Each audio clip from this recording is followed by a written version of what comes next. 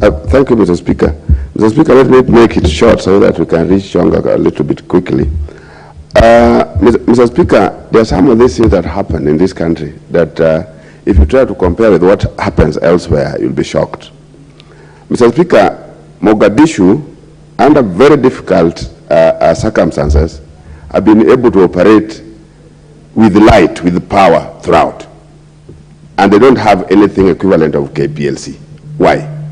So these are some of the reasons, some of the things that when you look at, you realize that we are in a situation where we are captives, literally captives of some of these big suppliers like this of KPLC.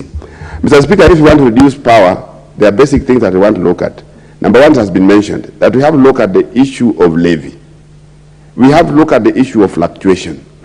Power is costing us much more because of fluctuations.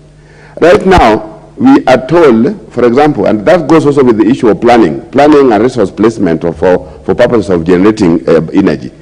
We've been trying as a country in different ways. Wind energy in Turkana, we've been doing a lot of experiments with the solar, and for the entire, what we call the Nyanza region, including Narok now, where Sunkuru was talking about, the problem is we were supposed to get an additional power from the north.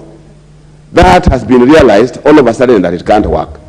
Now, Honorable Sunkuru, now that they are saying we have to, the connection must now be done between Narok and Bomet for us to get power that doesn't fluctuate from time to time. Look at that in terms of planning and resources that have been placed in the alternative ways of how to generate power. There is a problem in planning.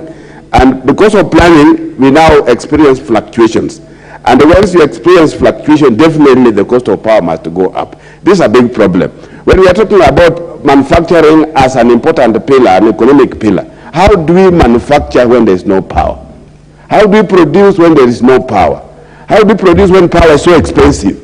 So, Mr. Speaker, I think there's a bigger problem. This country must isolate some of the very basic things and focus on them such that we reduce the cost of power. It is doable. And if it's a matter of doing away with the KPLC, it's doable. And I've given a very good example. Mogadishu was able to run and has been running minus something like KPLC for a period, a much more longer period of time than when the other day. Honorable Ochanda, who is providing power there? Independent arrangements, but regulated. Independent arrangements, but properly regulated. It's not the state doing it. And they are doing it so perfectly. The other day here, when somebody knocked our mask somewhere in industrial area here, in Dandora, the whole country went minus power for days, just because of that kind of a monopoly. So we must think right as a country. The cost is even factors like Kenya Power is still too manual. We are in a stage in the world where you can't run a sector like that of Kenya Power in this manual way, where people are running for meters, running to reconnect, and things are so manual the way they are. It becomes costly, and that cost is definitely transferred to the consumer, Mr. Speaker. Let me leave the other minutes for who else, not Chonga. I wish it was. I'd already given the chance to Honorable Gichugu.